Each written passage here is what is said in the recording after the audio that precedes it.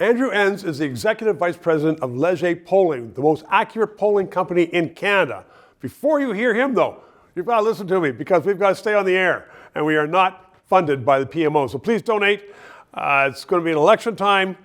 You're going to want to have an independent analysis of what's going on. So thank you very much. Andrew, let's talk about your recent revelations that the Liberal Party under Mr. Carney has come back from oblivion. Tell me. It's really quite remarkable, Stephen. I mean, 2 months ago we had the Liberal Party 20 points plus back in our polling. Most every other pollster out there was predicting the same. This was going to be a boring election. And this week we released some numbers that had the Liberal Party 42% and the Conservatives at 39% of decided voters. So we have seen. This is stunning. It is quite stunning. It's driven largely by support in Atlantic Canada. Quebec is quite something. The Bloc Québécois was the dominant political force in Quebec for most of the last probably 4 to 5 years, anyways. And the Liberals now have usurped the BQ and have taken charge. British Columbia, the Liberals have rebounded back.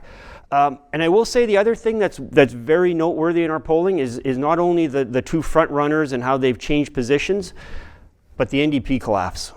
They're the 9% in our last poll.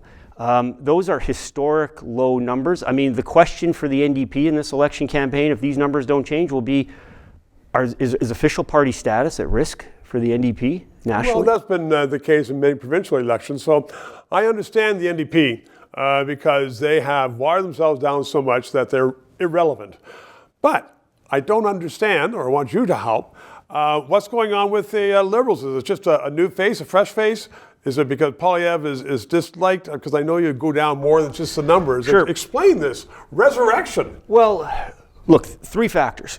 Can't ignore the Trump factor and the triggering of the nationalistic fervor in Canada right now. We talked about it. Why is that sticking then to the Liberals as opposed to the Tories? I think that the positioning of Canadians now in terms of the government has shifted quite significantly, where Pierre Poilievre basically got to where he got in the polling by the end of last year, 20 points ahead, by basically government's broken and we got to burn it down and start fresh. Axe to tax, we don't like Trudeau. And, defund CBC, a bunch of things that people, that things aren't well. We need change. We need big change.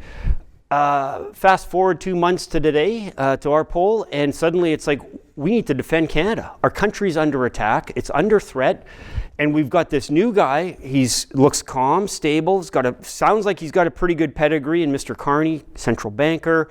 And it's not about, I don't know if I want to blow up everything right now. We need to protect what we've got. Okay, so the issue, the question has changed from Canada is broken to we need to defend Canada. Why Carney to defend as opposed to Poilievre? Well, I think, look, in part, I think Mr. Carney has benefited by being part of the government. This is a government-to-government kind of issue, and response is government-to-government. I think Mr. Poilievre has found, first of all, he's having a hard time getting into the issue, and he's having a hard time finding his voice on the issue. And I think that remains to be seen where we go from there. That's what elections are all about. Andrew Enns, thank you very much. 3 minutes. To those of you who have subscribed and donated, a heartfelt thank you. You're keeping us on the air. If you're watching and you haven't, please try to do so, because 4 years ago we started this show because there needed to be independent analysis. Now more than ever, with the Online Harms Act, once that gets into law, it's been passed once by the House, there are going to be hundreds of bureaucrats censoring the news in Canada, censoring this show. We need to keep it on the air. Thanks for your support.